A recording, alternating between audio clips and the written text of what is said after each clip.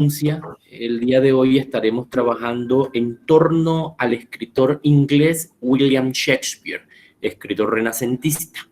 Y el principal punto de referencia que tomo en consideración para abordar la obra de Shakespeare es Harold Bloom. Sabemos que estos autores reputados, como el caso de Shakespeare, tienen estudios de sobra y sobre todo prestan la favorabilidad de que a través de los siglos han permitido distintas ópticas de acuerdo con las tendencias de cada sociedad en cada época.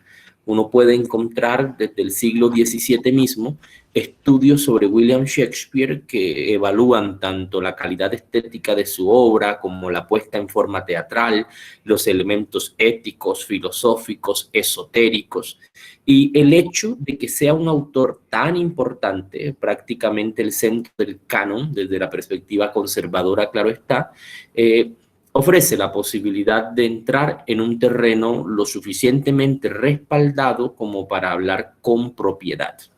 Voy a iniciar hablando del punto de referencia que hoy nos sirve como apoyo, que es el caso de Harold Bloom y del libro Shakespeare, la invención de lo humano.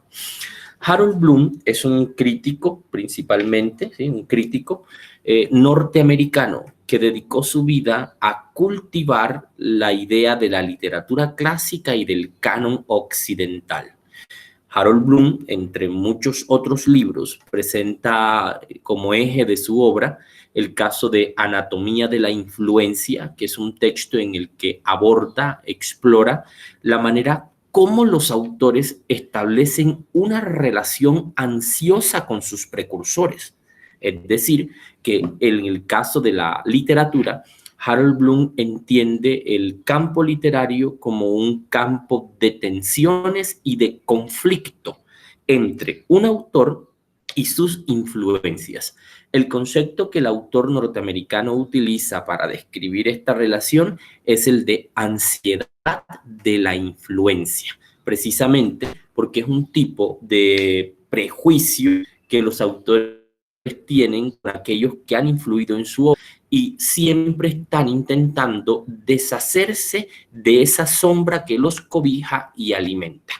En ese texto, La anatomía de la influencia, acá lo tengo en la parte trasera de mi escritorio, en la segunda parte de la charla, se los mostraré en el librero que pueden ver al fondo en un momento, contiene una revisión principalmente de la poesía americana, incluyendo el norte, el centro y el sur, y la poesía europea, y la manera como a través de un sistema de relaciones entre escritores, no relaciones siempre personales, pues hay relaciones de siglos, me refiero a relaciones entre las obras de los escritores, puede mapearse alguna línea de sentido histórica, estética y ética de la poesía principalmente.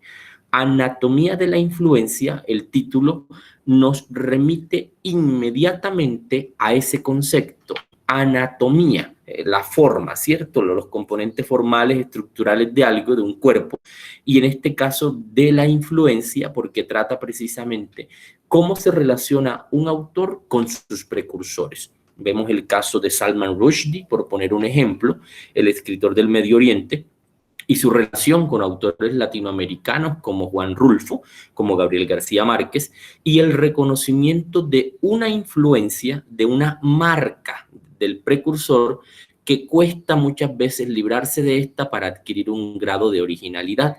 Sin embargo, es precisamente en esta lucha, en este grado, en esta búsqueda de ese grado de originalidad, donde se gesta el desarrollo de la literatura.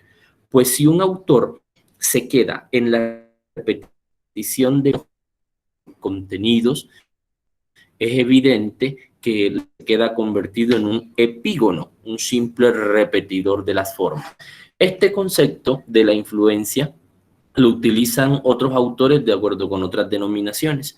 Es el caso de Luzmer y Giraldo cuando habla de dar muerte al padre. De qué modo me relaciono con un sistema de precursores y logro sobrepasarlo en la medida que mi obra reconoce esa influencia, a la vez la contrasta, la supera, la confronta. El ejemplo más claro de esta ansiedad de la influencia con un logro muy bien perfilado, es el caso de Virgilio. Revisar, por ejemplo, al poeta Virgilio y su relación con Homero es ver en la puesta en forma de un caso de influencia muy bien logrado. Pues sabemos que la Eneida es la tercera parte de esa primera saga, podría decirse, de la épica griega, constituida por la Odisea y la Ilíada, y su tercera parte 6 siglos después, que es la Eneida. Otro texto de Harold Bloom que permite aproximarnos a sus sistemas de valoración es el texto del Canon Occidental. También lo tengo acá, en la segunda parte se los voy a presentar. Y ese Canon Occidental, como su nombre lo indica, busca dar cuenta de un conjunto de textos que resultan imprescindibles para la comprensión de la cultura occidental. Ya les comentaré la polémica de este tipo de textos. En sí mismo, el documento es una compilación y un análisis de las principales obras de la literatura universal en esto que hemos dado en llamar en Occidente, lo que hemos dado en llamar Occidente. En ese sentido, el texto que les comento parte del concepto de canon. ¿Qué es un canon? Un canon es el conjunto de textos que una cultura considera imprescindibles para la representación de su sociedad. En este caso, pues puede ser en el campo estrictamente literario. Y occidental, partiendo de la idea que tiene Bloom de lo que es Occidente, lo cual es una gran abstracción.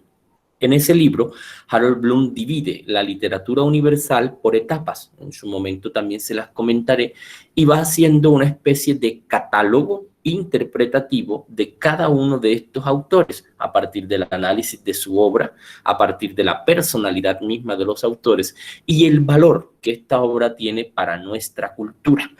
En ese libro del canon occidental, lo mismo que en el de la ansiedad de la anatomía de la influencia, perdón, el centro es Shakespeare. Encontramos en Harold Bloom algunos aspectos que a veces resultan un tanto cansinos, porque lo que generan es precisamente una especie de reiteración y repetición sobre el valor de Shakespeare. Es ubicado en el centro del canon, un escalón por encima de Miguel de Cervantes Saavedra y 2 escalones por encima de Dante Alighieri, a los cuales Bloom considera los ejes del canon: Shakespeare, Cervantes y Dante.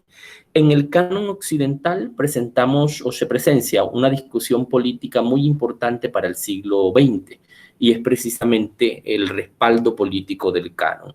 ¿Qué intenciones tiene una cultura en remarcar unos textos y dejar de lado otros?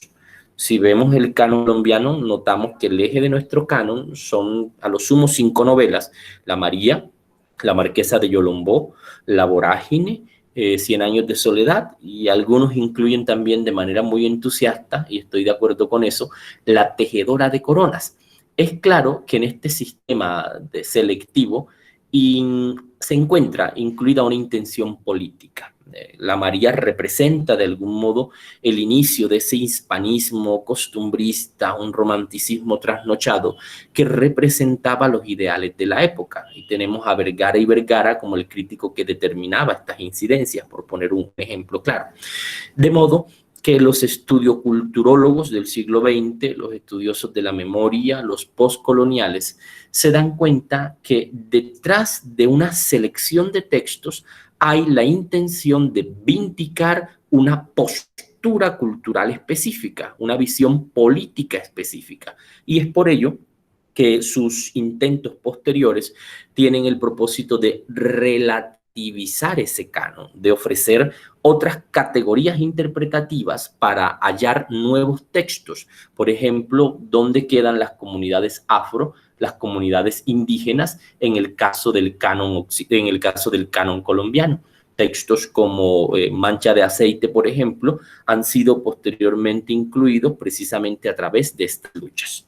Ese texto es maravilloso y lo pueden encontrar digital, así como el que tienen en pantalla. El tercer texto que tomo en consideración es precisamente el que le da el título a esta conferencia: Harold Bloom, Shakespeare, la invención de lo humano. Este concepto, la invención de lo humano, tiene que ver precisamente con la manera como Harold Bloom concibe el hecho de que Shakespeare le haya dado forma a la manera como comprendemos al ser humano en la modernidad. Es decir, lo que Michel de Montaigne inició con el ensayo, diagramar ese tipo de sensibilidad de Occidente a partir del Renacimiento, William Shakespeare termina de darle forma a través de las construcciones de símbolos en su obra literaria. Entonces, inventó al ser humano en la medida que le dio forma conceptual, en la medida en que lo definió a través de palabras, lo compuso a través de estos elementos conceptuales y sirvió para entender el paso del medioevo definitivo a la modernidad. Eso tiene lugar en el texto que tienen en pantalla. Vamos a darle primero una breve revisión. Voy a mostrarle cómo son los textos de Bloom, cómo entenderlo y lo ameno que resulta su discurso. Y luego pasamos a la revisión de las principales líneas de sentido en la obra de William Shakespeare. Primero, hablemos del momento en el que aparece este autor. Shakespeare como Cervantes están ubicados entre el siglo XVI y el siglo XVII. Ese es el periodo en el que los dos toman lugar en la literatura. Hacen parte de esa insigne constelación de los llamados autores renacentistas, al lado de François Rabelais, por poner un ejemplo en el caso francés, el caso de Erasmo de Rotterdam, sin duda alguna, el caso de Christopher Marlowe, el caso de Ben Jonson, entre otros autores. Precisamente, el hecho de ubicarlos en este escenario es lo que los marca como el inicio del canon occidental, porque allí es cuando comienza a perfilarse la modernidad como una categoría ideológica. Recuerden que la palabra moderno deviene del siglo V. Es el vocablo modus, que significa modo, y odi, que significa hoy. La traducción etimológica de la palabra moderno es de acuerdo con el modo de hoy. En principio era una concepción netamente cronológica que se utilizaba para distinguir cómo había cambiado el mundo a raíz de la caída del Imperio Romano.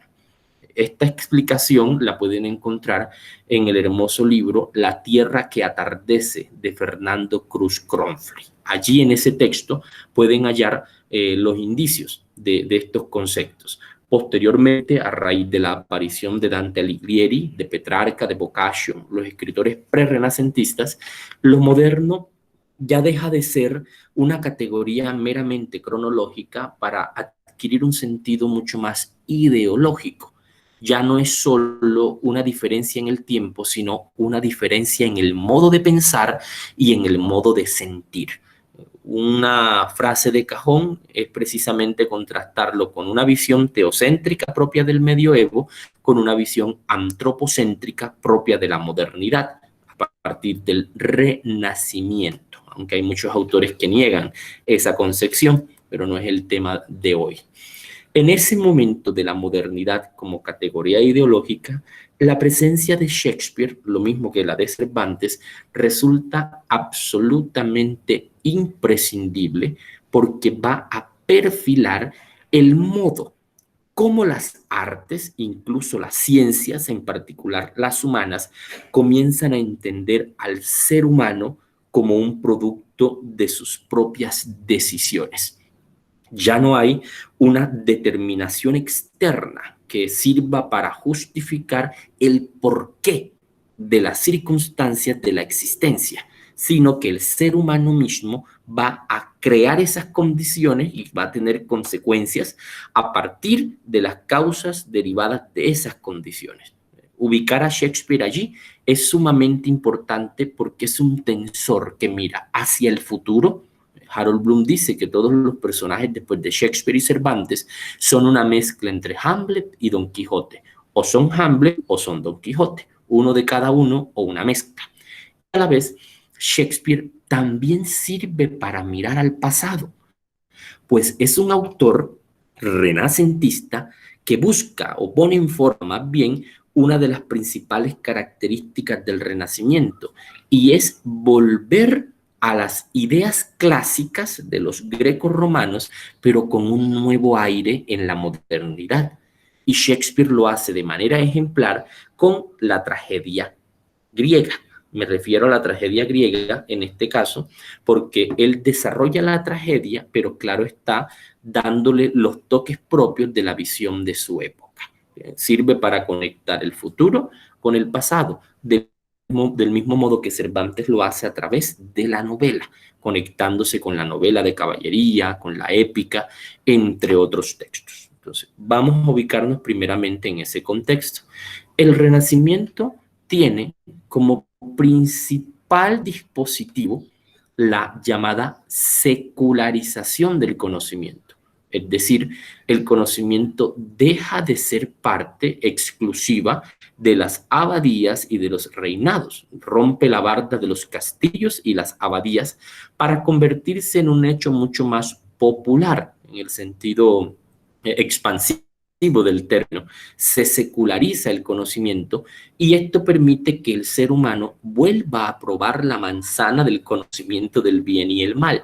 Comienza a determinar su existencia a partir de sus criterios. Adquiere autonomía. Esto acontece en este momento. Shakespeare logra leer esa sensibilidad y transformarla en un símbolo hasta hoy imperecedero. Esa eternidad, ese ecumenismo de William Shakespeare no viene dado solo por el valor general de su obra, sino por una estética muy particular de la que muchos hablan, pero poco conocen. Y hoy vamos a tener la oportunidad de aproximarnos a esas razones. Entonces, en pantalla, Harold Bloom, Shakespeare, la invención de lo humano. Bajemos un poco para ver el texto. Anagrama, colección, argumentos. Ahorita les puedo subir al chat de la charla el link de este libro, por si después quieren verlo. En primer lugar, vamos a encontrar, luego de la dedicatoria, los datos editoriales y demás, unos epígrafes muy significativos. El primero, de un autor que le es muy caro a Harold Bloom, Federico Nietzsche, del Crepúsculo de los ídolos. Miren lo que dice. Aquello para lo que encontramos palabras es algo ya muerto en nuestros corazones. Hay siempre una especie de desprecio en el acto de hablar. Esta idea que aparece acá, tomada del Crepúsculo de los ídolos, obra a partir de un sentido irónico en la valoración de Shakespeare, porque su obra, como toda obra literaria, está compuesta por palabras, por el lenguaje, y sin embargo, cada que se lee Shakespeare, como ocurre con otros autores, quizá muy pocos en realidad, la realidad que él presenta vuelve a tomar lugar en la mente de las personas. Es un autor en ese sentido absolutamente contemporáneo. Parece que la obra de Shakespeare fuera escrita siempre hoy en la mañana, cada día en la mañana. Releamos el epígrafe en esa clave. Aquello para lo que encontramos palabras es algo ya muerto en nuestros corazones. Hay siempre una especie de desprecio en el acto de hablar. Claro, en el momento en que le damos forma conceptual a algo, ya lo hemos automatizado. Mientras que si lo estamos viviendo, es probable que las palabras no sean necesarias en determinados momentos. Y aunque la obra de Shakespeare está compuesta por palabras escritas ya hace más de 4 o 5 siglos, sigue reviviendo en la mente, en el corazón de las personas, una especie de vértigo por el modo como este autor disecciona el espíritu humano, cómo comprende la naturaleza humana. En segundo lugar, hay un epígrafe del actor Rey en Hamlet. Miren lo que dice. La voluntad y el sino, acá dice, la voluntad y el sino nuestros corren tan encontrados que toda estratagema nuestra es derribada. Son nuestras las ideas nuestras, pero ajenos sus fines. Este punto tiene que ver precisamente con la idea de el destino, el sino, en las manos de la persona que forma parte de las historias en el caso de Shakespeare, pero que es también la persona misma de la vida diaria. Ya no es un Dios quien lo determina.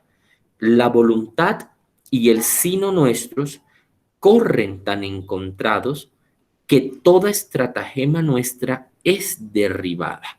Esto es que la voluntad como una cuestión personal y el sino, el destino, como algo propio del azar de la realidad, de lo azaroso de la realidad, se encuentran íntimamente ligados de tal modo que si yo intento cambiarlo en algún modo, puedo terminar afectándolo. Esta frase me remite a una hermosa idea de Gilbert K. Chesterton. Chesterton dice que lo que llamamos destino es en realidad un equilibrio entre las decisiones personales y lo que la realidad nos presenta. Es una especie de balanza. Luego dice el autor, mire, son nuestras las ideas nuestras, pero ajenos sus fines. Es decir, que está en nosotros la toma de decisiones, pero las consecuencias de esas decisiones son, la mayoría de las veces, incontrolables, más allá de que seamos nosotros quienes decidimos escoger esas causas propiamente dichas.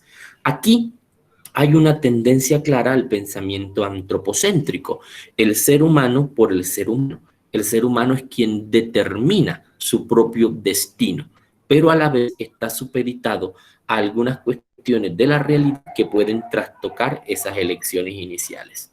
Los dos epígrafes ya nos llevan a una comprensión de lo que es Shakespeare. Luego vienen los agradecimientos. Voy a bajar un momento hasta entrar directamente en la cronología. Si quieren de pronto tener una noción completa de las obras de Shakespeare y el desarrollo de las mismas, pueden leer este introito cronológico. Aquí hay una explicación de los años en que fueron publicadas las obras y cada una de las partes. E incluso Harold Bloom es consciente de la hipótesis que se teje en torno a la llamada falsa autoría de William Shakespeare. Es decir, el modo como este autor es confundido a través de la historia con otros autores, las llamadas hipótesis de las falsas autorías.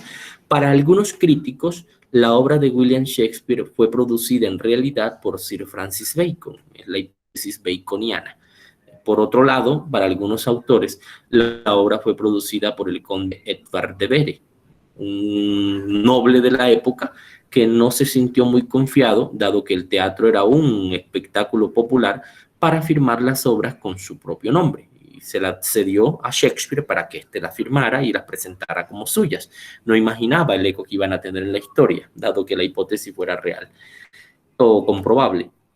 En tercer lugar, algunos lo adjudican, y es la que más me gusta, la hipótesis, se lo adjudican a Christopher Marlowe, el compañero, dramaturgo y a la vez rival, escritor de teatro durante el Renacimiento. La historia cuenta que Christopher Marlowe jugaba a dos bandas con la reina Isabel. Por un lado, le seguía el discurso del protestantismo, pero a la vez lo cuestionaba desde preceptos católicos. Además, Marlowe era homosexual, sedicioso de la corona, formaba células de crítica, creaba epístolas, se carteaba entre diversos disidentes, y esto generó mucho ruido en la época. Se cuenta que la reina Isabel le tenía afecto y por ello decide crear un escenario ficticio de su muerte. Una reyerta en un bar hace que supuestamente a Christopher Marlowe le incrusten un picayelo en el ojo, perdiendo la vida. Lo entierran, pero nunca se encuentra su cuerpo. Dicen que fue una estratagema para enviarlo a Francia. Desde Francia siguió colaborando con la escritura y Shakespeare recibía las obras y las presentaba también firmándolas con su propio nombre, tomando en cuenta que Christopher Marlowe no podía delatar que estaba o seguía vivo.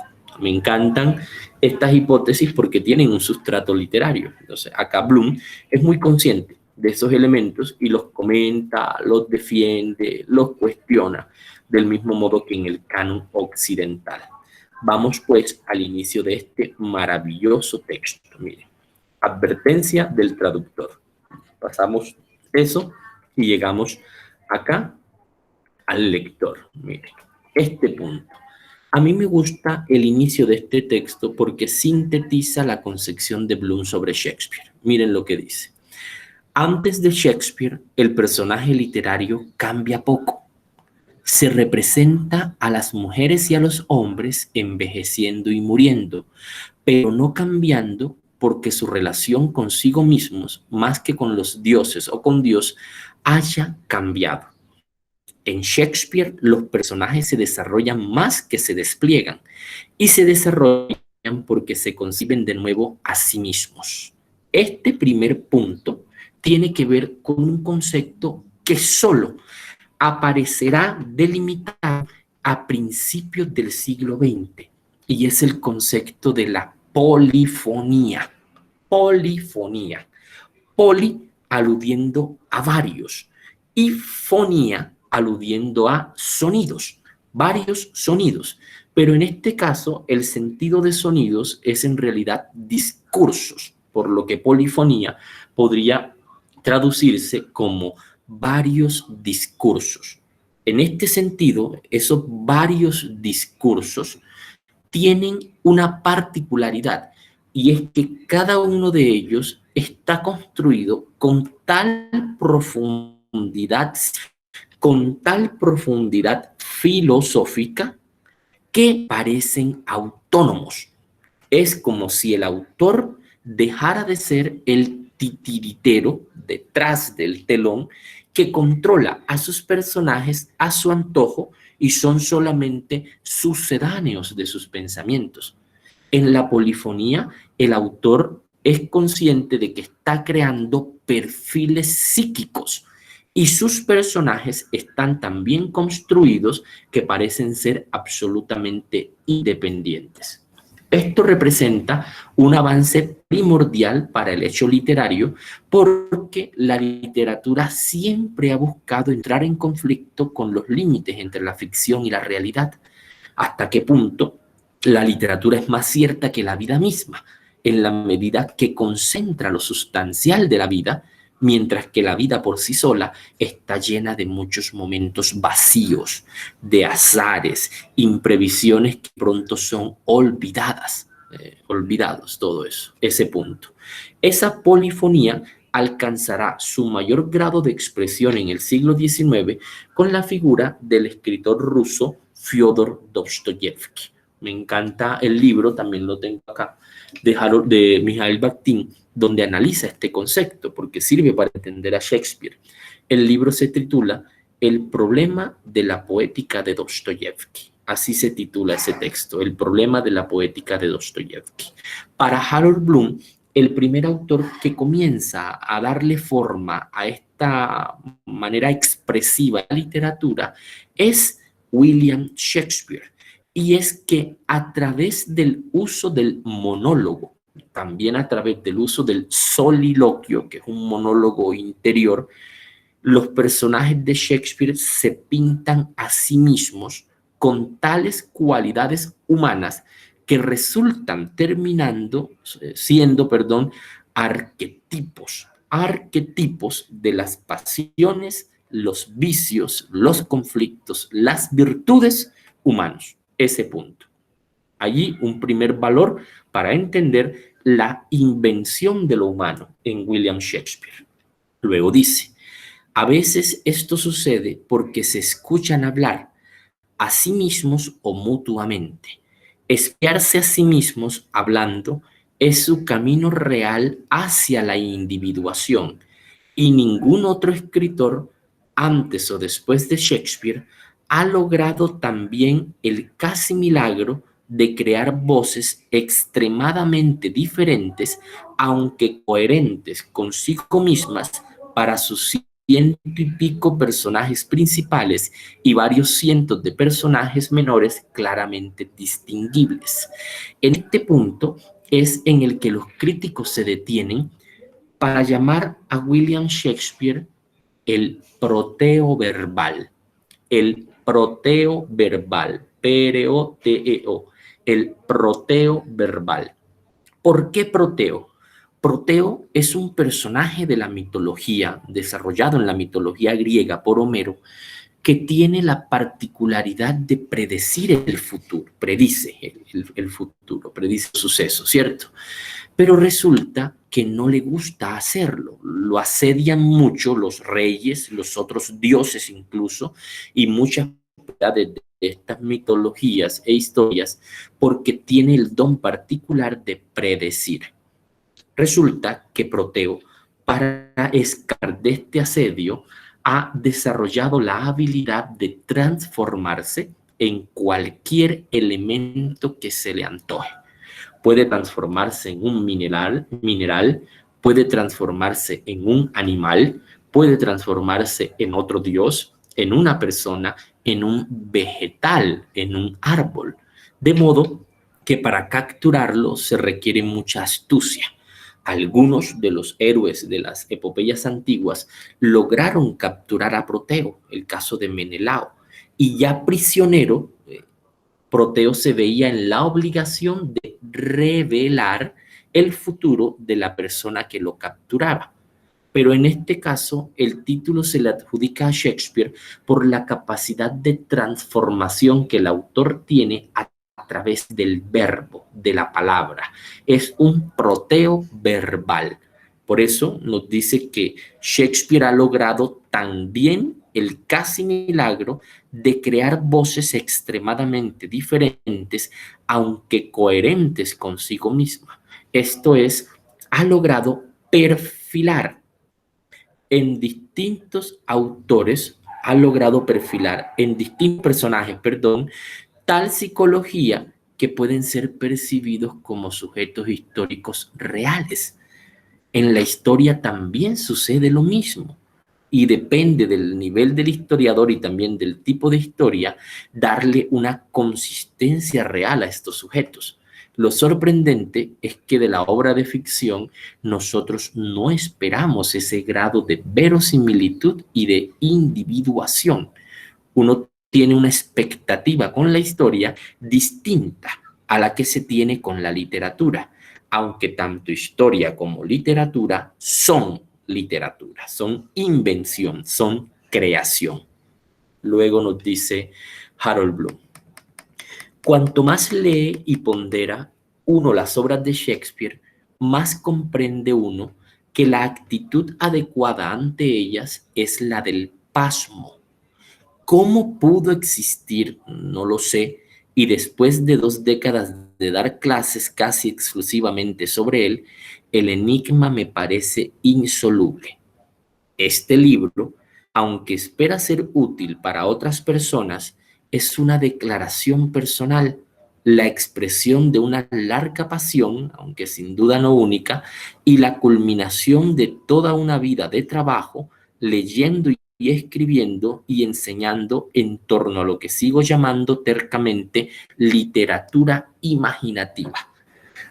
Aquí hay un elemento retórico muy propio de la crítica de Harold Bloom, y es que Harold Bloom ha declarado una franca lid, una pelea abierta con los estudios culturólogos, podríamos llamar los de los estudios culturales, precisamente porque para Harold Bloom la literatura es en principio un hecho estético, mientras que para los estudios culturales la literatura es en principio un hecho político.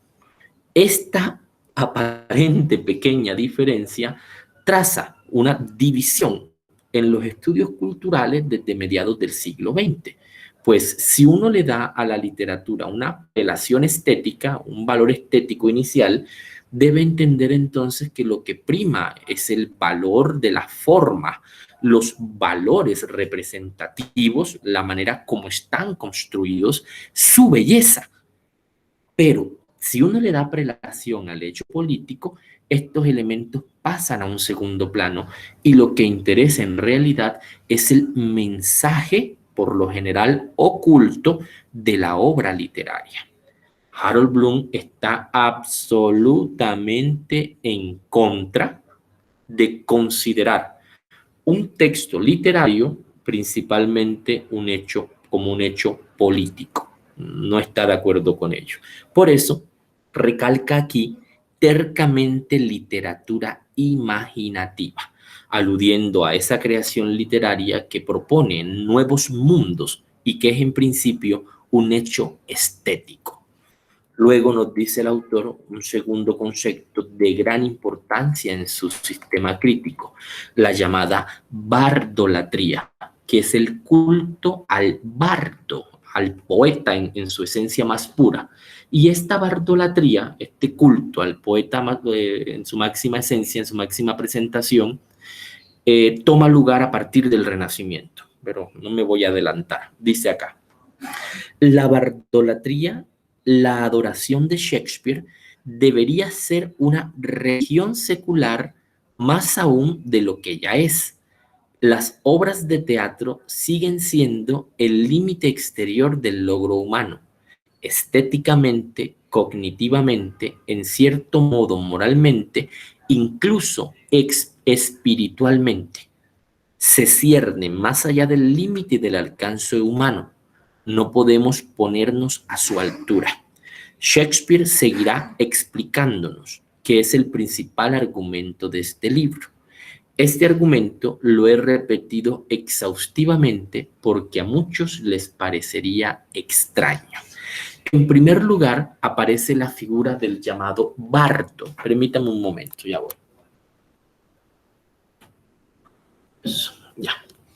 Aparece la figura del llamado bardo, que es este poeta casi que profesional, diría yo, y les encanta a los románticos, porque es la literatura como una profesión, aunque en su caso es una profesión algo caótica, no tiene que ver mucho con la profesionalización del autor contemporáneo. Para Harold Bloom, esa bardolatría debería ser una religión secular, como él lo presenta, y luego habla de ciertos componentes de la obra literaria. Habla de lo estético, de lo cognitivo, de lo moral y lo espiritual, y considera que estos elementos alcanzan su máximo grado de expresión en la figura de William Shakespeare. En la figura de William Shakespeare. En primer lugar, el elemento estético, que es el que le da forma. Estética es la que define la escogencia de los materiales, la combinación de los materiales que se utilizarán en la obra para su expresión. Hay distintas categorías estéticas, incluso lo grotesco es una de estas categorías. Lo grotesco en la literatura puede ser representado bellamente. Si no, pregúntenle a obras como El siglo de las luces de Carpentier, El otoño del patriarca de García Márquez, que son textos en los que lo grotesco adquiere un nivel de expresión casi que sublime. El elemento estético le da forma a estos elementos, a estas formas expresivas, con estas formas expresivas, perdón. Luego, Harold Bloom utiliza el concepto de lo cognitivo. Lo cognitivo en la literatura apunta hacia el conocimiento de las instancias sociales en términos globales y las personales en términos individuales. Lo cognitivo a secas evalúa lo que acontece en lo exterior, las dimensiones culturales, mientras que lo cognitivo acompañado de lo ético ausculta estos elementos, pero a un nivel interno. Su propósito es comprender, explicar, valorar, auscultar la condición humana. Y es allí cuando nos encontramos con autores que tienen ciertos énfasis en algunos de estos tópicos. Si uno lee a un autor como Sándor Márai, se va a dar cuenta que Sándor Márai utiliza un tipo de discurso enfocado en el conocimiento de la naturaleza humana. No obstante, como bien lo señala el escritor sudafricano Jan Maxwell Coetzee, el premio Nobel sudafricano, es descuidado en la forma, es decir, es descuidado en la estética. Así que nos vamos a encontrar constantemente con autores que tienen determinados énfasis. Luego habla en cierto modo moralmente. Ese moralmente que aparece aquí no está expresado de una manera tajante. Nótese que tiene ese atenuante de en cierto modo. ¿Por qué? Porque la literatura no es moral, la literatura es ética. Incluso podría pensarse en la literatura de corte inmoral o de corte amoral, porque la literatura no tiene el propósito de sostener un sistema de valores. Por el contrario, lo que hace es cuestionar, en muchos casos, la doble moral de ese sistema de valores. Entonces, pueden rastrearse elementos morales en la literatura, pero no puede decirse que la literatura es moralizante. Textos de literatura moralizante, los de Cuauhtémoc Sánchez, los de Paulo Coelho, los de Deepak Chopra, que sabemos que se conocen como literatura autoayuda. No obstante, aunque a mí me han gustado algunos de esos libros, la academia tiende a mirarlos con recelo, y ustedes saben muy bien eso. Además de esto, incluye Harold Bloom el concepto de lo espiritual. Lo espiritual en la obra de William Shakespeare tiene que ver con el grado existencial de sus personajes, cómo ellos reflexionan sobre su propia naturaleza. Son famosos los monólogos de Hamlet, los monólogos del Rey Lear, precisamente porque son discursos de un alto contenido espiritual que aborda la naturaleza humana, cómo está constituido el ser. Eso intentan buscar, ese elemento. Entonces, sirven estos tópicos para aproximarnos al estudio de la obra de Shakespeare. Luego dice el autor, miren en la presentación, ofrezco una interpretación bastante abarcadora de las obras de teatro de Shakespeare, dirigida a los lectores y aficionados al teatro comunes. Aunque hay críticos shakespearianos vivos que admiro y en los que abrevo con sus nombres, me siento desalentado ante gran parte de lo que hoy se presenta como lecturas de Shakespeare, académicas o periodísticas. Esencialmente, trato de proseguir una tradición interpretativa que incluye a Samuel Johnson, a William Hazlitt, a Bradley y a Harold Goddard, una tradición que hoy está en gran parte fuera de moda. Los personajes de Shakespeare son papeles para actores y son también mucho más que eso. Su influencia en la vida ha sido casi tan enorme como su efecto en la literatura post-shakespeariana. Harold Bloom, de nuevo, vuelve a remarcar la necesidad de entender la literatura incluso como una religión natural, como un elemento que lleve a reconciliarnos con nuestra naturaleza humana a partir o a través de su comprensión. ¿Cómo entiendo yo al ser humano y cómo la literatura traza un camino para esa comprensión? ¿Cómo me lleva a esa búsqueda? ¿Cómo me activa esa necesidad de entender para ser, para proceder? Esa es la perspectiva que interesa a Bloom y por ello disiente en gran medida de muchos de los estudios contemporáneos que abarcan lo político o los prejuicios en torno al canon de Shakespeare como centro de este. Cuestionan esa centralidad. Luego dice, miren, ningún autor del mundo compite con Shakespeare en la creación aparente de la personalidad. Y digo aparente aquí con cierta renuencia. Catalogar los mayores dones de Shakespeare es casi un absurdo. ¿Dónde empezar? ¿Dónde terminar? Escribió la mejor prosa y la mejor poesía en inglés, o tal vez en cualquier lengua occidental. Esto es inseparable de su fuerza cognitiva. Pensó de manera más abarcadora y original que ningún otro escritor. Es asombroso que un tercer logro supere a estos, y sin embargo, comparto la tradición johnsoniana, aludiendo al doctor Johnson, casi 4 siglos después de Shakespeare, que fue más allá de todo precedente, incluso de Chaucer, e inventó lo humano tal como seguimos conociéndolo. Reitero la idea con la que abrí la charla. Al referirnos a Shakespeare como el inventor de lo humano, no estamos diciendo que él crea al ser humano como tal, no, sino que su interpretación permite entender la transformación que sufrió el sujeto, el ser humano, a raíz del renacimiento. Concretó a través de sus personajes y los símbolos y sus diálogos y palabras lo que el ser humano pensaba y sentía a partir de la modernidad.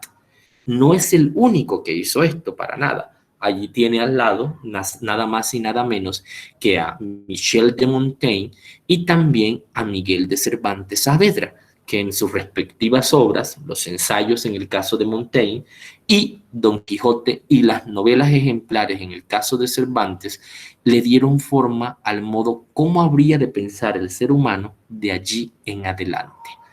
Esto puede que resulte taxativo, categórico. No quiere decir que ellos hayan creado una receta sobre cómo pensar, no, sino que entendieron los cambios y les dieron forma a través de estos personajes, a través de sus representaciones literarias. Ese punto. Este texto puede ser revisado o abordado por cualquier lector inicial y se dará cuenta de que contiene las principales líneas de sentido para entender al autor inglés. Llevamos 52 minutos de charla. Quisiera detenerme un momento para escuchar posibles dudas, comentarios. No sé si Jorge también quiere intervenir y compartir algo.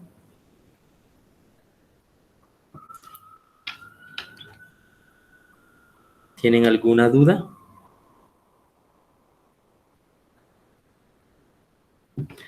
Bueno, ¿me están escuchando bien? ¿Me confirman al menos que el audio? Se oye perfecto. Muy bien. Se oye perfecto.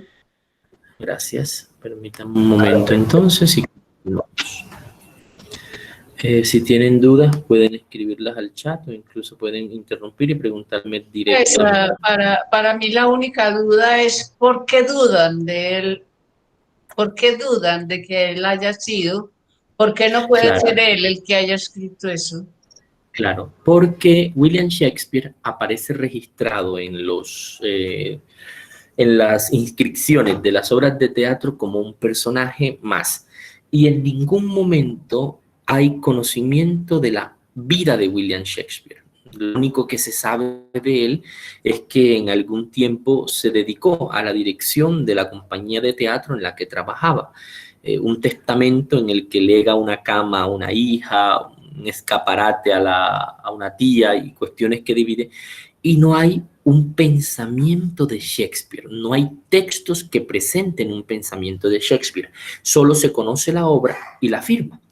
En el caso de Cervantes, esto resulta innegable porque Cervantes escribe prólogos, Cervantes escribe textos de análisis literario, Cervantes deja testimonio de sus batallas literarias con Lope de Vega y el falso Quijote de Avellaneda, y esto permite darle una forma a Cervantes en la historia. Mientras que en el caso de Shakespeare no hay un registro de otros sistemas de pensamiento del autor. También porque muchas de sus obras son híbridos, se detectan distintos estilos. De hecho, hay estudios de la obra de este autor que deslindan qué partes son de Ben Jonson, qué partes son de Marlowe y qué partes son de este sujeto que se llama William Shakespeare. Entonces, no hay una documentación que nos dé cuenta de Shakespeare como hombre, como pensador, solamente una sombra que es un nombre detrás de una obra. ¿Ya? Ese punto. Mientras que hay, dentro de los que se señalan como posibles autores, dígame. Hola, ¿alguien iba a hablar? No, Muy bien. estoy esperando que usted termine. Listo. Mientras que hay otros autores posibles de la época que sí cumplen con los requisitos para producir una obra de tal calibre. Por ejemplo, en ciertos textos Shakespeare da cuenta del manejo del hebreo, del latín, y las personas que dicen haber conocido al personaje actor llamado William Shakespeare no le dan el crédito de saber estas lenguas, de manejar estas culturas y demás.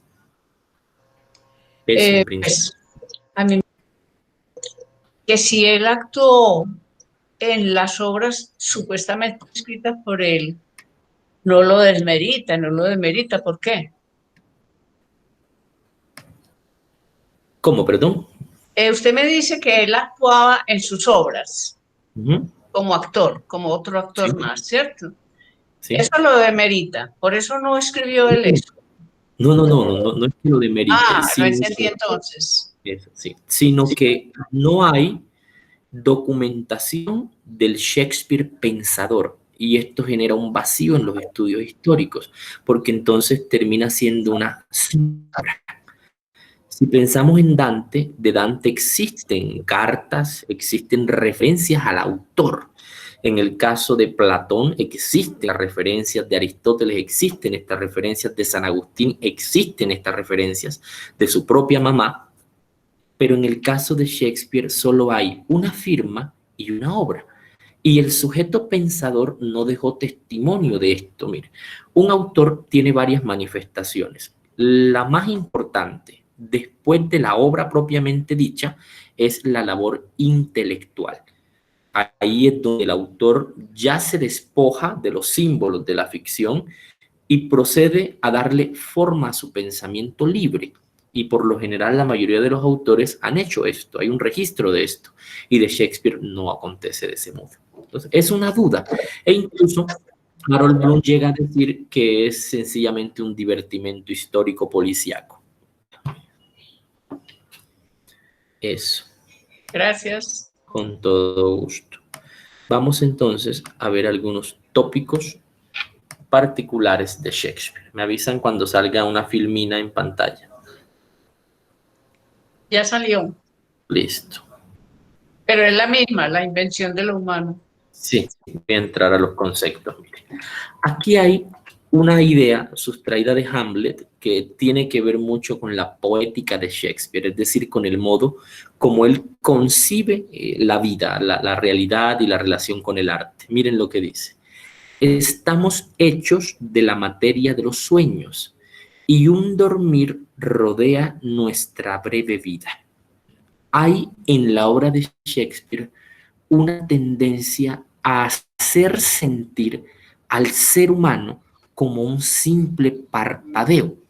Y de hecho eso es lo que es el ser humano en relación con la eternidad, que es una vida en comparación a la extensión. Por sí misma es muy rica, claro está, una vida es el motor de una obra literaria incluso y de sí misma, pero en comparación a todo el devenir y el porvenir, la vida a ojo de Shakespeare, a los ojos de Shakespeare, es solo un aliento más. Luego dice, y un dormir rodea nuestra breve vida. Ese dormir del que habla Shakespeare toma lugar en muchos de sus monólogos y tiene que ver con la idea de que la muerte es un largo sueño. Cuando Hamlet enuncia su monólogo, Hamlet dice que si el sueño diario, el nocturno, es un adelanto, una cuota de lo que es la muerte, ¿qué tal si estando en la muerte tengamos sueños como los que tenemos cuando dormimos en vida? Y esa idea lleva a Hamlet a un estado de neurosis que le hace construir un monólogo bastante asfixiante y que lo veremos al final de esta sesión. Ahora, me gusta en muchos casos iniciar las interpretaciones de estos autores con la influencia que estos han generado en otros autores posteriores de gran envergadura. Y es el caso de Flaubert. La primera vez que yo leí Madame Bovary, que es la obra central de Gustave Flaubert, me di cuenta que compartía con Shakespeare el hecho de no intrometerse en su obra literaria, de no hablar desde una perspectiva personal que permitiera de pronto entender aquí está el autor y esto es lo que piensa. La mayoría de los autores tienen esa característica, pero en el caso de Madame Bovary de Flaubert, esa voz del pensador se encuentra silenciada. Los personajes están puestos en función de la narración con su tiempo, su espacio, su diálogo, su lenguaje, su discurso, pero en ningún momento podemos decir, mira, aquí está el pensamiento intelectual de Flaubert, de ninguna manera. Miren cómo está expresado en esta filmina, dice. Se comienza a perfilar así uno de los principios rectores del estilo narrativo de Flaubert, el ocultamiento ideal de la subjetividad del autor detrás del mundo que él mismo describe. La obsesión de Flaubert por despersonalizar la obra. Ningún lirismo, nada de comentarios, la personalidad del autor está ausente. En este primer punto notamos, este es un fragmento de las cartas de Flaubert a su amante Luz María Colette, la intención expresa de ausentarse de la obra. Esto es muy difícil de lograr porque requiere una concatenación, un tejido muy delicado de las secuencias narrativas, de que todo lo que acontezca como si fuese una película, puesto allá, y que la voz del autor no tome lugar en el texto.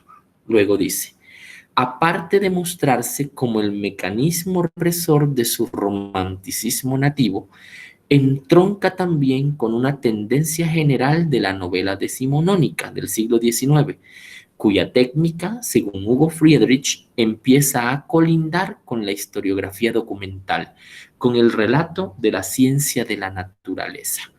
En este caso, yo tomo como ejemplo a Flaubert para explicar algo que ya estaba en Shakespeare, y es la conciencia del arte como un mecanismo que representa la realidad de manera perfecta. Ese perfecto entre comillas, porque podemos someter a discusión algunas cuestiones pues irregulares del arte, claro, si todo está sujeto a lo falible, ¿cierto? Pero el arte logra, a través de la construcción de una ficción, darle forma a ideas que buscan la verdad. Las obras literarias tienen un alto grado de honestidad, buscan la verdad del ser humano, la razón de sus sentimientos, la razón de sus pasiones, la interpretación de por qué el ser humano es como es. Flaubert entiende esto, incluso del mismo Shakespeare, y decide que la obra literaria sea un artefacto autónomo, que esté puesto allá a la distancia. Y eso inicia con William Shakespeare. Es un innovador total. Miren, por ejemplo, que la gran obra literaria antes de Hamlet, por poner un ejemplo, es la Divina Comedia. Y en la Divina Comedia, Dante, el mismo escritor, ocupa un lugar central. Está metido en la historia, por poner un ejemplo muy claro. En el Decamerón de Boccaccio es común encontrar partes en las que se silencian los personajes y aparece un discurso reflexivo que uno entiende del propio Boccaccio, que es él quien está hablando. En otro autor consumado precedente a Shakespeare, Petrarca, uno puede rastrear una filosofía de Petrarca en primera persona en su poesía incluso. Pero en Shakespeare, lo mismo que en Flaubert, no es posible, pues sus contenidos literarios son esferas perfectas. Madame Bovary parece una película. Desde la primera escena hasta el cierre de la muerte de Charles Bovary, vemos un círculo que se cierra. La novela empieza con la imagen, de Charles Bovary en un salón de clases y finaliza con la muerte de Charles Bovary cuando descubre la infidelidad de Emma, que él nunca la creyó, y tiene una muerte por amor, que simboliza también el fin del romanticismo al que Flaubert tanto quiso acabar. Ese punto allí son esferas cerradas. El autor se encuentra fuera de su valoración del mundo. Ahora, uno puede intentar análisis para entender la valoración del mundo, claro está, pero hay que reconocerles el esfuerzo por ausentarse de sus obras. Eso es brutal. Es lo que llama la supresión del yo, tal como aparece en pantalla. Mire, si uno pregunta a Shakespeare ¿cuál es su opinión o qué concepto tiene acerca de cualquier problema humano que se nos ocurra?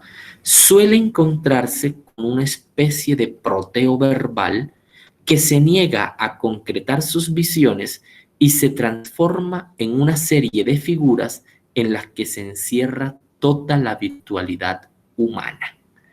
Aquí aparece la palabra que les comentaba cuando presentaba el libro, el proteo verbal. Y es que sus personajes están tan bien definidos, yo les traje varios ejemplos, ahora tendrán la oportunidad de concretarlo, se encuentran tan bien definidos psicológicamente que puede encontrar uno personajes totalmente contradictorios, como César y Bolingbroke, por poner un ejemplo, totalmente contradictorios y estar de acuerdo con la lógica de las razones de cada uno. No encuentra uno una inclinación por parte del autor por darle la razón a uno o de pronto ridiculizar o ironizar al otro para darle un énfasis a una idea. No, sino que cada personaje ha construido de manera tan independiente su visión de mundo que pueden ser entes particulares, entes individuales, ese punto. Ahora, ahí aparece la idea del llamado proteo verbal. En Shakespeare esto lleva a algo que yo llamo un sutil ecumenismo, es decir, una universalidad muy sutil, es lo que acontece acá. El enigma de Shakespeare estriba precisamente en su capacidad de desaparecer en todos sus personajes sin servir nunca a nada ni a nadie, sin afiliarse a ninguna corriente filosófica, política o moral, sin dejar del todo claras sus deudas con ningún autor y solo intimando muy raras veces alguna personal obsesión que al final termina por callarse, dejándonos como siempre estupefactos ante nosotros mismos. Esto es, que no podría hablarse de una filosofía shakespeariana. En Shakespeare todo es representación, todo es arte, todo es objetividad.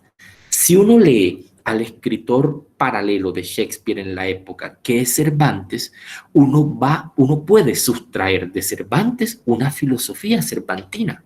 Basta con leer los dos prólogos de las dos partes del Quijote, el primero en 1605 y el segundo en 1615.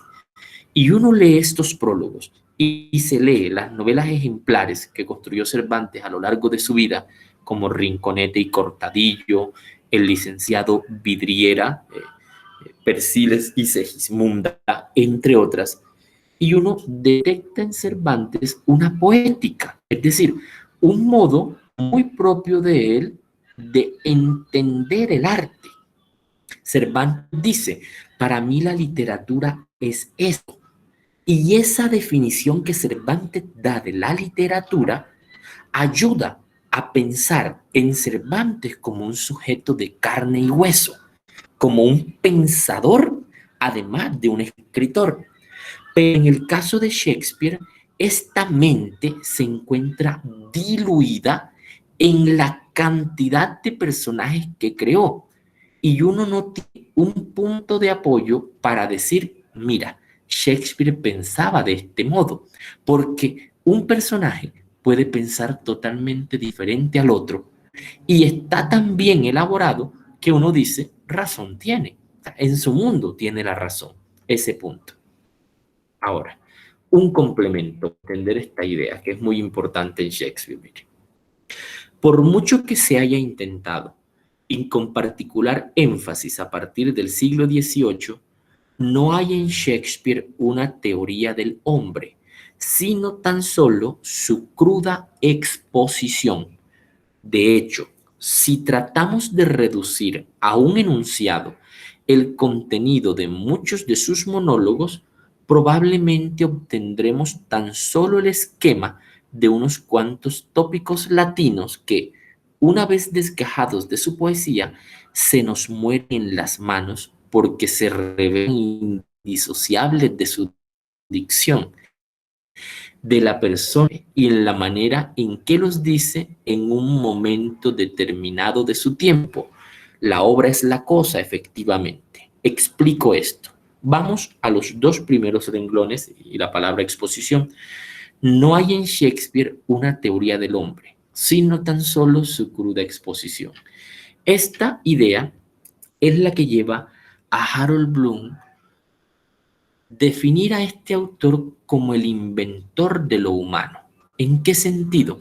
No quiere decir que Shakespeare haya creado un tipo de personaje que representa toda la humanidad y que todos de alguna manera, porque Shakespeare así lo definió, no, sino que profundizó en las pasiones y rastreó en las pasiones cómo éstas se manifestaban en los seres humanos más allá de las condiciones temporales y espaciales, más allá de sus épocas y contextos.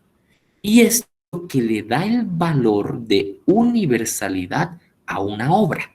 Cuando yo escucho, Shakespeare me dice, hay unas personas que nacen con grandeza, otras que obtienen grandeza, a las que la grandeza les es dada y hay otras a las que la grandeza les queda grande. Allí no me está hablando ningún sujeto en concreto, no está dando un nombre, está hablando de una situación de la naturaleza humana, resulta incontrovertible, porque hay personas que nacen con esa grandeza propia, mientras que otros la grandeza la adquieren a pulso. Otros ni siquiera han luchado y esa grandeza les es dada. Y hay otros que aunque se las den, les queda grande. Y eso es real en el Imperio Romano, es real en la colonia contemporánea, es real en el imperio del Gran Khan en la antigüedad, es real en los egipcios, porque uno intuye que es un elemento a todos los seres humanos. Y en eso radica la capacidad de este autor inglés, en detectar que los seres humanos en la caligrafía de su espíritu, cómo está escrita la vida del ser humano, su naturaleza íntimo, y él le da una forma verbal, conceptual. Preguntas hasta el momento.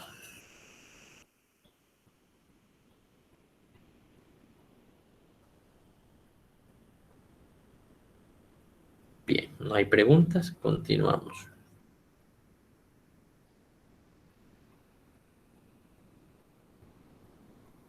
Dice acá, estrategia presentativa, es decir, cómo lo pone en forma. Miren lo que dice. Shakespeare parece querer sublimar en su obra dramática su personal arquetipo del desplazamiento, un escenario político muy suyo que supone una alteración en la rutina del poder y que abre un espacio marginal en donde todos los personajes son sometidos a una averiguación interna de la que surge una nueva concepción de sí mismos, de los demás y del mundo, sin que esa concepción implique necesariamente una mejora ni mucho menos una propuesta de cambio.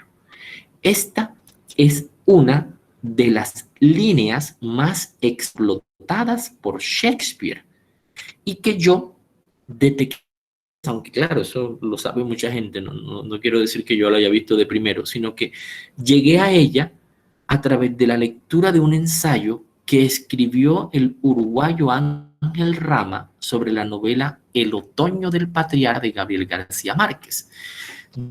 De ese ensayo y en un momento me detuve y me di cuenta que el otoño del patriarca representa la escena en la que el poder absoluto cerca a un ser humano lo mejor. El ser humano cree que tiene el poder, pero en realidad es el poder el que tiene al ser humano y circunscribe en un pequeño cuadrito para separarlo de todo lo demás y allí hacer con el ser humano lo que quiere. El poder lo corrompe. Y este es uno de los temas favoritos de Shakespeare. ¿Por qué? Porque la mayoría de las más reconocidas tienen que ver precisamente con sujetos de la nobleza. Mira, Filomena, Shakespeare parece querer sublimar en su obra su personal arquetipo del deseo, un escenario político muy suyo que supone una alteración en la rutina del poder. Algo sucede, algo pasa en el momento en que una persona cree tener el control sobre algo. Cuando esta irregularidad se presenta, se abre un espacio marginal, dice, porque es mínimo, donde todos los personajes son sometidos a una averiguación interna. ¿Por qué? Porque la pérdida del poder lleva a que las personas comiencen a cuestionarse dónde fue que fallaron, en qué momento fue que cometieron, qué es lo que el poder había hecho de ellos en ese momento. Cuando comienzan a reflexionar, la llamada averiguación interna, surge una nueva concepción de sí mismos. Es decir, se dan cuenta de que algo ha cambiado y que hay un proceso de transformación. Pero miren lo que dice: sin que esa concepción implique necesariamente una mejora, ni mucho menos una propuesta de cambio. Es decir, que el hecho como les acontezca no representa que haya una mejora, una transformación, es decir, que las tragedias pueden golpear al ser humano sin que éste las utilice como plataforma para superarse.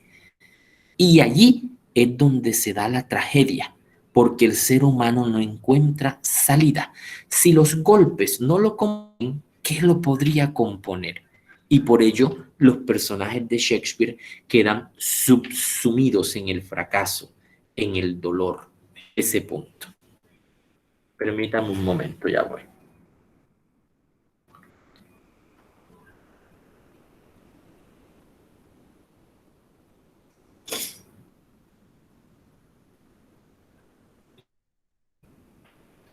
Dice aquí: más del poder, a Shakespeare parece interesarle su suspensión, las circunstancias que obligan al gobernante a detener la irreflexiva costumbre de mando y volcar la fuerza de la acción, interioridad descubierta. Su imaginación está siempre al final de una era. La luz del crepúsculo, decirnos, es la que permite ver con claridad y opera en un reino donde conviven extremos, tanto el espiritual como el amoroso o el político. Es una explicación que preludia incluso el romanticismo, tendencia de pensamiento. ¿Por qué? Porque en el romanticismo el eje de la obra es el yo, su profundidad. Es en el romanticismo, una profundidad, lo que se llama teóricamente como la exaltación. Lo que interesa es qué pienso, qué siento, en qué consiste mi naturaleza. Y los románticos por lo general verla oscura. De ahí el término de la atracción de la profundidad y ese sentido trágico de lo romántico, una atracción a lo oscuro, ese punto. Ahora, vamos a adelantarnos un poquito acá. En síntesis, en el campo del poder, les comentaba que a raíz de la lectura del ensayo de Ángel Rama y de la novela El otoño del patriarca, yo llegué a entender que lo que presenta serviría como proceso de gestación para la llamada novela del dictador en América Latina. Y es observar cómo las dictaduras aparentemente son sistemas políticos supeditados a una cabeza reinante, a un sujeto que determina esa realidad. Pero cuando en profundidad las dictaduras, se da cuenta que estos sujetos gobernantes no son más que una pieza de un entramado mucho más complejo, lo que Slavoj Žižek denomina como el amo oculto. Uno puede ver eso en el sistema de poder. Si vamos a Colombia, uno considera que la cabeza del Estado es el presidente, pero si uno mira más en detalle, se da cuenta de que el presidente es una ficha más dominada por entes rostro detrás de ese punto. Miren lo que dice acá, en síntesis en el campo del poder. Y en el campo del poder detecta un problema que sería luego generativo de la modernidad y que tiene que ver con la crisis de la autoridad. De hecho, con una natural imposibilidad del poder. En todo ello, Shakespeare sigue siendo, para decirlo con Emily Dickinson, nuestro futuro. Es decir, que sigue incluso proyectando estas cualidades que él relató, que él describió. ¿Cómo? Y si pensamos en el poder en este sentido, no debemos limitarlo al poder de los grandes emporios, no se poder a un nivel sociopolítico macro, sino incluso al poder en sus manifestaciones más sutiles.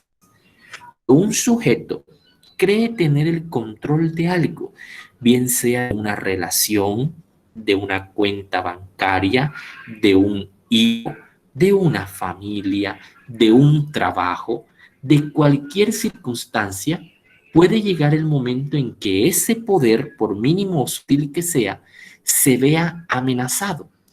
Y esa amenaza va a crear en ese ser humano un espacio de excepción que le obliga a reflexionar sobre sí mismo y el efecto de ese poder.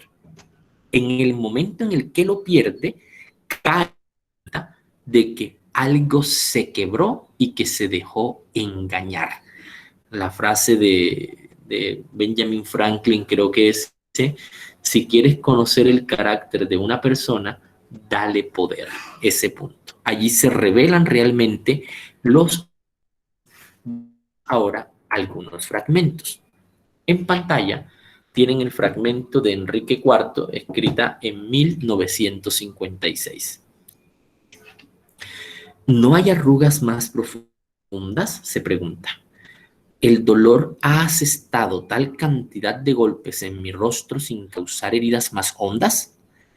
¿Oh, espejo adulador, iguales allegados en tiempos de prosperidad, me engañas? ¿Era este rostro el rostro que bajo el techo de su mansión contaba cada día 10.000 hombres? Que como el sol hacía parpadear a cuantos lo miraban, el rostro que arrostró tantas locuras hasta ser enrostrado por Bolingbroke, tan frágil como la gloria que brilló sobre él. Rompe el espejo en pedazos, ahí está el rostro, roto en 100 añicos. Observa, rey taciturno, la moraleja de este juego. Cuánto el dolor ha destruido mi rostro. En este punto que encontramos acá, vemos a el personaje reflexionando, Enrique IV reflexionando sobre el aspecto físico que se le ha descubierto luego de haber perdido el poder. En el momento en que pierde el poder, se da cuenta de que su apariencia no es que haya cambiado, sino que siempre había estado igual de deteriorada, solo que el brillo del poder lo aureolaba, le daba percepción por parte de las personas que lo contemplaban. Y eso lo lleva a preguntarse si este rostro era el rostro del techo de una mansión contaba cada 10.000 hombres.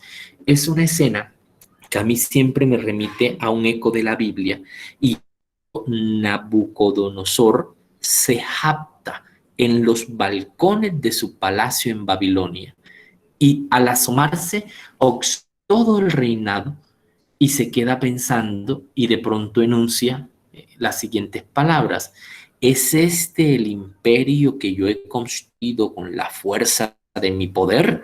Se dice Nabucodonosor en su palacio. Y resulta que justo en ese momento la soberbia es detectada por Jehová en el corazón de Nabucodonosor y lo rebaja a ser un animal. Eso está pueden consultarlo en los libros de Daniel, que es el personaje profeta que se compagina con Nabucodonosor.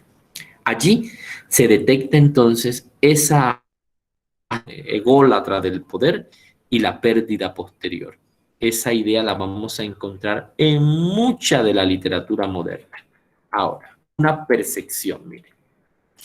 El diálogo que Ricardo III, el rey deforme y malvado, mantenía consigo mismo, este que les acabo de leer, y con el público, en tanto que pura exterioridad y prueba de una frialdad pétrea que solo empieza a relajarse al final, antes de la última batalla, cuando en sueños se le aparecen todos los asesinados, se transmuta aquí en un soliloquio donde el gobernante sufre un desdoblamiento del que ya nadie, ni sus sucesores, ni sus súbditos, podrá salvarse. La autoridad ha empezado a impugnarse de una manera irreparable y está ahora hecha añicos. El rostro del rey no es un rostro impasible, simbólico, lleno de dolor interno. Shakespeare utiliza el rostro del rey para ejemplificar la conciencia que ha tomado de sí. El rostro simboliza ese espacio que se abre para pensar en la transformación que le ha hecho ver la pérdida misma de ese punto. Ahora veamos un fragmento de Julio César, 1599. Dice: por mi parte, no tengo más motivo para dañarle que el bien del pueblo. Le coronarán, qué duda cabe. ¿Cómo cambiará su temple? Es otra historia. Solo a la luz del día la serpiente se despierta, y eso exige estar alerta. Entréguenle la corona y me temo, le habremos dado un aguijón que usará para herirnos a su antojo. El abuso de grandeza es el desgarro. Estamos viendo, es evidentemente una traducción al castellano contemporáneo, pero precisamente la idea de la traducción es mantener la sustancia del texto original, lo que se llama la traducción de sentido, ¿cierto? ¿Qué decir y cómo podemos decirlo de mejor manera en esta lengua, en este castellano contemporáneo? Y miren cómo estos 5 renglones son una muestra clara de una escritura mística, que es que cada palabra tiene un peso, que cada idea tiene un valor en sí. No hay aquí rellenos. Mire lo que dice: por mi parte, no tengo más motivo para dañarle que el bien del pueblo. Está diciendo, la única manera que yo le haga daño es precisamente para salvar al pueblo. Aquí incluso se figura el Raskolnikov de Crimen y Castigo, porque lo que hace Raskolnikov, o lo que intenta hacer Raskolnikov, es crear un sistema de valores personal en el que el asesinato tenga una justificación. Raskolnikov dice: si yo asesino a esta anciana usurera, le estoy haciendo a la sociedad. Raskolnikov procede al asesinato y comienza a autojustificarse con este sistema de pensamiento. Dice por el bienestar de la sociedad, pero pronto la conciencia le va revelando a Raskolnikov que los seres humanos, por muchas razones que nos digamos, tenemos límites entre el bien y el mal como categorías determinantes de nuestra existencia. Y Raskolnikov se da cuenta de esto demasiado tarde, se fractura su percepción del mundo. Luego dice, ¿qué duda cabe? ¿Cómo cambiará su temple? Es otra historia. ¿Ven? El punto que tiene que ver con el cambio. ¿Cómo cambiará su temple? Es otra historia. Es decir, ¿qué efectos causará el poder en su carácter? Luego utiliza una metáfora.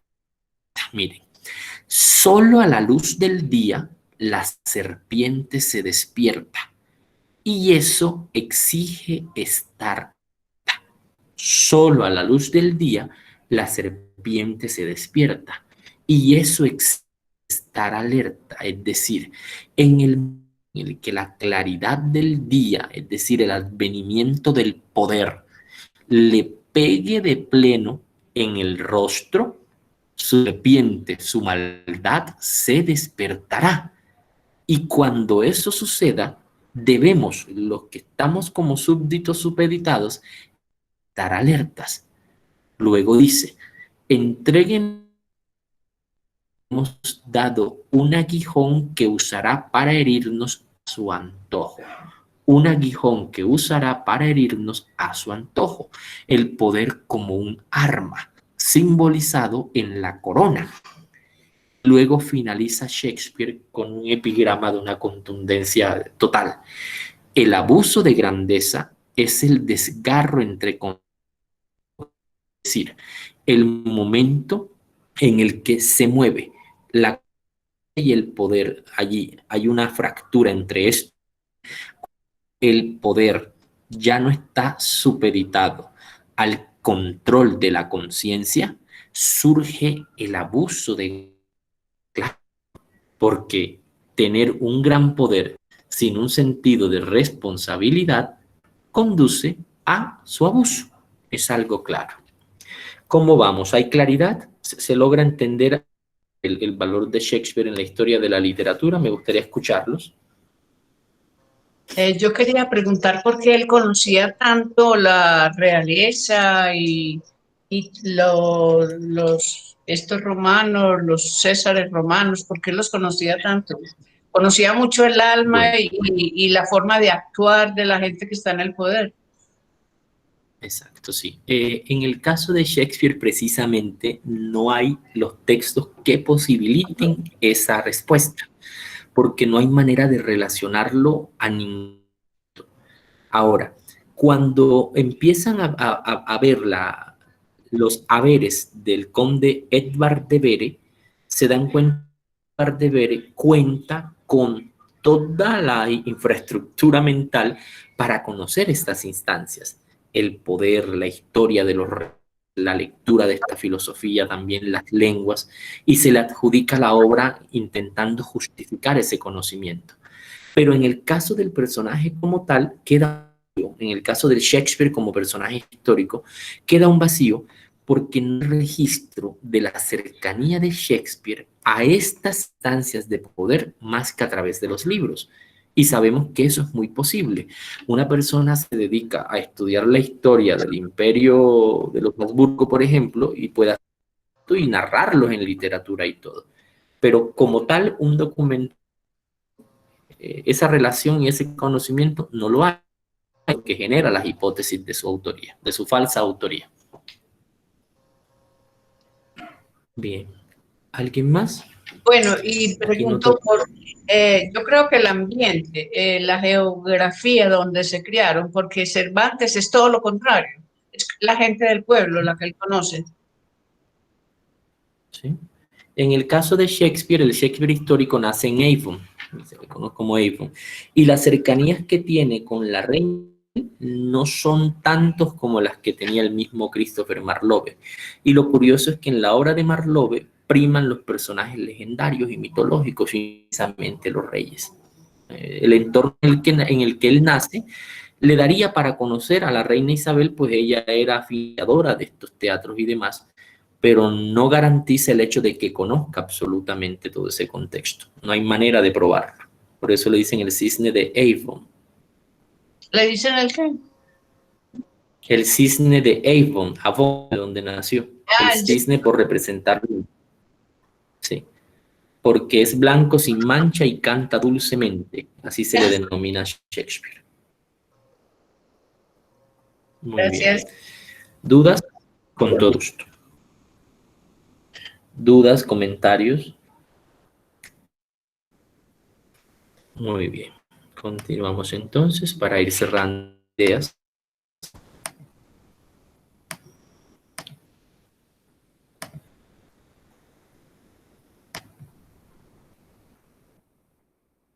Acá, mire. Presenta otro fragmento de Julio César, dice. Casio me agitara contra César desde esa primera vez. Entre ese primer gesto y el horrible acto consumado, el interregno es como el fantasma de un sueño. El espíritu y las herramientas mortales entran en disputa y como un pequeño reino, el estado humano sufre una reyerta interna. Acontece acá una descripción que trasciende el contexto del poder. Podemos ubicar esta lucha en cualquier plano de la cotidianidad. Miren lo que dice. Desde que Casio me agitara contra Lea, desde esa primera vez no he dormido. Entre ese primer gesto, la agitación, y el horrible acto consumado, el interregno, el espacio entre ellos dos, es como el fantasma de un sueño, atormenta, un fantasma de un sueño atormenta, es decir, la conciencia lo atormenta. Luego dice, el espíritu y las herramientas mortales entran en disputa y, como un pequeño reino, el estado humano sufre una reyerta interna. Me está queriendo decir el autor que en la naturaleza humana, cuando la conciencia se afecta, se da una batalla entre el espíritu, que es como lo más prístino del ser humano, lo más ínclito, lo más puro, y las herramientas mortales, que es las manos, las pasiones. Esa lucha entre lo más humano, el espíritu, que es encabezado por la conciencia, y la carne, que es lo más salvaje, lugar en el alma.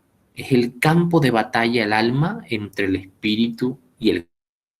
Y dice que es una reyerta interna. Esto es una batalla en el corazón. El ser humano que a su conciencia se ve expuesto a esta batalla. Ese punto es claro. Ahora, percepción. La pausa de la acción, el interregno de Bruto, el personaje, se demuestra otra vez espacio en el que se abisma la tormenta del estado humano, a conciencia de su conciencia, sin ningún punto de apoyo ni consuelo religioso o civil. Una vez consumado el asesinato, Bruto sube a la tribuna para calmar a los ciudadanos inquietos tras la muerte de quien empezaban a ver como un dios, a César. En este punto, la interpretación es clara. Bruto tiene que neutralizar esa reyerta para proceder a la explicación de la muerte de César. Shakespeare entonces nos lleva de manera muy sutil, de manera muy amena, a escenarios interesantes por las integrales, lo que acontecía en la zona, la envidia, los asesinatos. Pero si uno mira más a fondo, si uno mira detrás de estos, se da cuenta que lo que aquí acontece es la naturaleza humana en su máxima expresión. Es un conocedor de los estados del espíritu. Yo lo equiparo a un autor que es muy valioso para mí, se los mencionaba ahora, del siglo XX, que es Sándor Márai. Son autores que parecen tener un escalpelo del espíritu, parecen tener alguna especie de sutil herramienta que les permite diseccionar cómo pensamos, sentimos, y más aún más aún, logran poner secciones en palabras precisas, porque estas son cuestiones que nosotros de algún modo intuimos, que de algún modo presentimos. La habilidad del poeta consiste precisamente en darles una forma lingüística, darles una forma expresiva como tal. He ahí ahora. Esta concepción nos remite ya en el plano político a entender a Shakespeare del siguiente modo. Miren la conclusión final de este punto del poder.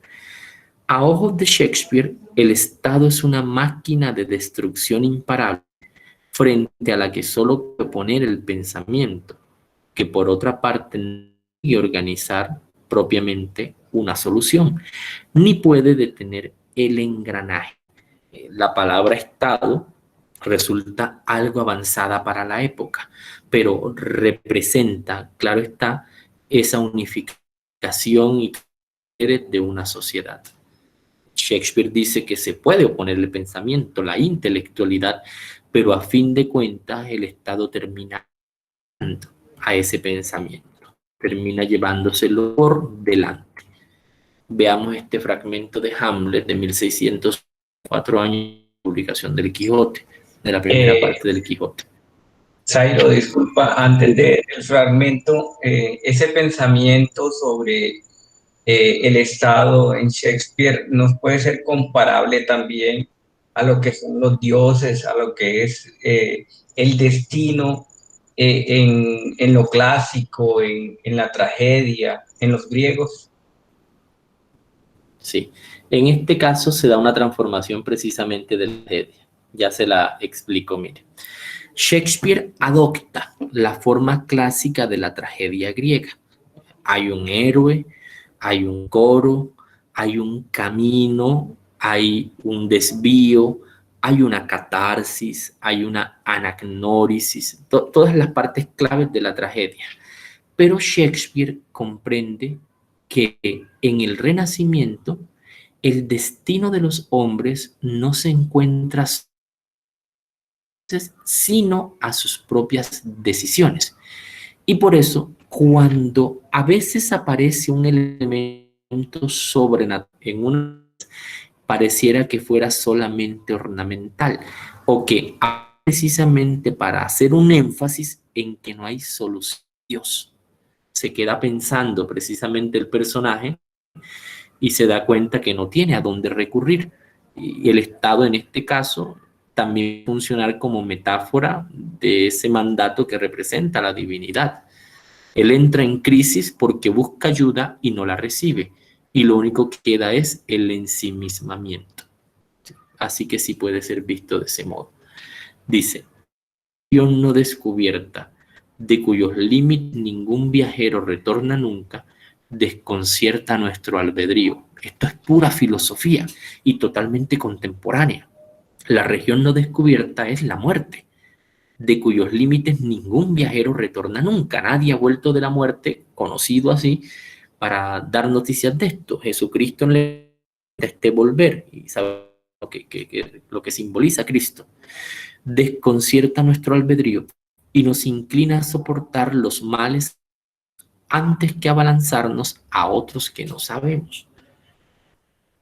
Así como dice el meme, así como está mi vida, me queda más fácil soportar mis problemas que enfrentarlos. A eso. De esta manera, la conciencia hace de todos nosotros cobardes, y así el matiz nativo de la resolución se opaca con el pálido reflejo del pensar. Nos quedamos envueltos en circunstancias dubitativas y esto nos lleva al anquilosamiento, a la quietud paralizante. No puedo hacer nada, no puedo enfrentar nada. Ahora, en la obra de Shakespeare toman lugar dos nihilismos. Saben que el nihilismo es una corriente de pensamiento sumamente caótica, angustiante. Primer nivel, el nihilismo es una corriente filosófica, todo sistema. El nihilismo dice, ya la historia nos ha demostrado que ni el capitalismo, el comunismo, ni el judaísmo, ni el islam, ni el cristianismo, en los sentidos sociopolíticos de las religiones, han podido redimir en su estado natural. Si ya la historia lo ha demostrado, tenemos salida. Esa es la concepción oscura del nihilismo. Pero resulta que, como todo ente, el nihilismo engendra también su negativo, ¿cierto? Entonces puede hablar de un nihilismo que es positivo y es el que nos lleva a pensar que a partir de esas circunstancias de negatividad podemos entonces comenzar a construir, que es lo que Albert Camus, el escritor del extranjero, defendía. Decía, está bien, ya llegamos a la... tiene sentido, pero no nos podemos quedar llorando como Sísifo alrededor de esta idea. Es necesario tomarla para combatir. Dice acá, de todo lo dicho hasta ahora, podría deducirse que el juicio de Shakespeare acerca de su mundo se resuelve en la pura negación, que condena tanto al gobernante como a los gobernados, que desprecia al rebelde, que considera fútil todo progreso, que no cree que el hombre pueda cambiar. Pero no es verdad. No hay nada más alejado del nihilismo cristiano que la apuesta vital de Shakespeare, que celebra el mundo con la misma intensidad. Hay en Shakespeare una semilla de oro detrás de tanta tragedia, y es que aún después de todos los males que le pueden acaecer, aún la vida como sustancia permanece. Resulta una esperanza algo, yo lo sé, pero así también lo presenta el mismo siglo XX. Camus decide no suicidarse. Ese es el inicio del libro de ensayos de Albert Camus, El mito de Sísifo. Hay un verdadero, real problema filosófico. Es suicidio. Si es lo demás, son adornos.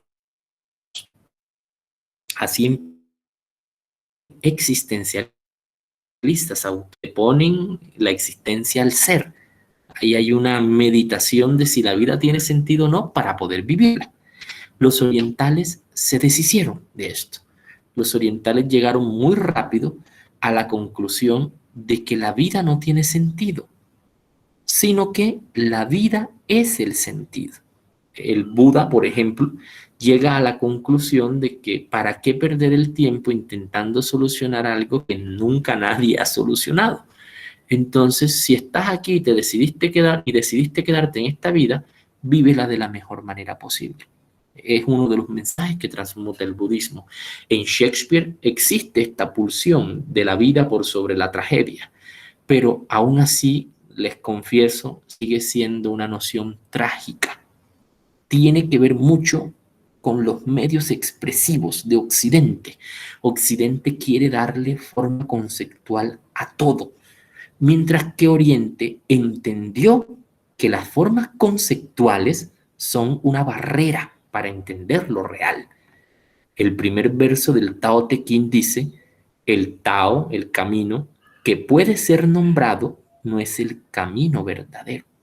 En el momento en que le doy una forma verbal, lo perdí.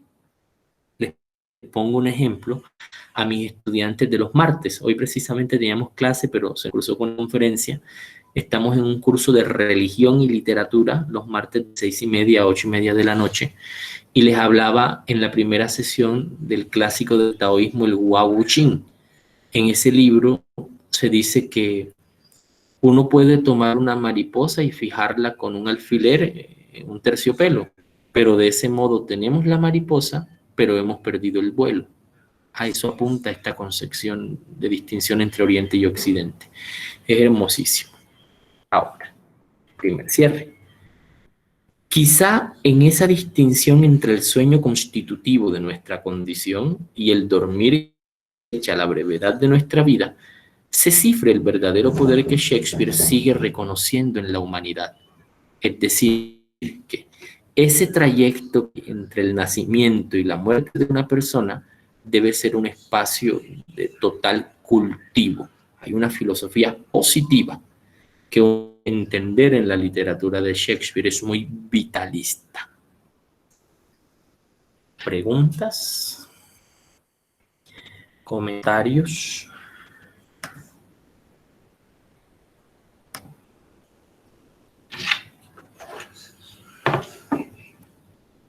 Creo que no hay dudas entonces. Bien, ¿qué les ha parecido la charla? Si hay cierta claridad sobre Shakespeare. Yo aquí tengo la obra de él, se las voy a mostrar un momento por si les interesa la edición de las obras completas. Permítanme un momento.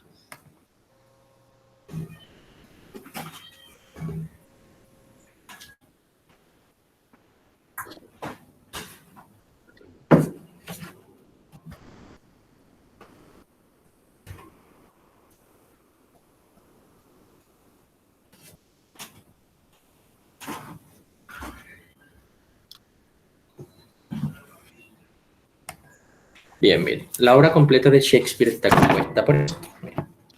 El tomo número 1, está acá, es el de las comedias. Miren, un poquito extenso. El tomo número 2 es el de las tragedias. Acá está, una hermosura. Es bilingüe, viene en inglés isabelino por un lado y en español por el otro. El tomo número 3 es el de los dramas históricos, es este. Dramas históricos, también un poquito extenso.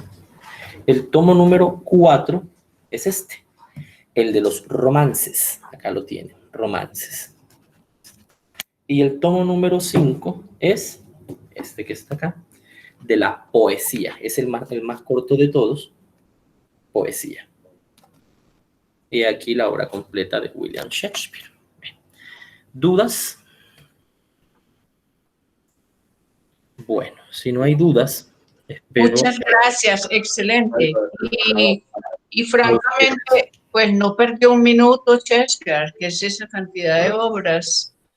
Sí, escribió bastante. No perdió la venidita a este mundo. Sí, mucho más. Muchas gracias, profesor, muy amable. Por aquí hay una Gracias, pregunta. Iván. Profe, muchas gracias. Excelente. Zairo, Excelente. ¿alcanzas a Manera de... o te la leo? Ah, perdón. Sí, Hay una pensamiento entre los personajes de diferentes obras. Sí. Hay coincidencias de pensamiento. Sí. Sí, hay coincidencias de pensamiento. No estrictamente paralelas, pero sí coincidencias. Y hay formas de acercarse, sobre todo en los monólogos de los personajes centrales como Hamlet y Lear. Son situaciones muy distintas porque las activan dos cuestiones diferentes, el asesinato y el engaño, correspondientes respectivamente. Pero sí hay correspondencias, pero no exactitud. Ahí está también un grado de valor. Zairo, yo quería darte las gracias, sin duda, no solo una, sino muchas claves de lectura para acercarse a un autor pues, que es sumamente referenciado, pero que tal vez por tantas referencias uno tiene la idea de que lo conoce, ¿cierto? Tiene la idea como de la cercanía, pero escuchándote te genera pues como la inquietud sobre hasta qué punto uno lo conoce y hasta qué punto uno debería conocerlo. Y creo pues que tu lectura es muy amplia, es una lectura muy generosa. Yo quiero darte las gracias y a ustedes pues también por la participación en esta charla. Y bueno, seguimos en contacto. Pues en diciembre la idea es que vamos a tener un par de charlas también. En este momento pues que estamos en esta situación tan compleja, pues yo creo que es una opción para encontrarnos, para seguir en contacto. Entonces les estamos informando. ¿Sí, perdón? Mi hijo. ¿Perdón? No, parece que es un micrófono abierto. Tranquilo. Bueno, no, por mi parte sería eso, Zairo, y te reitero las gracias por la conferencia.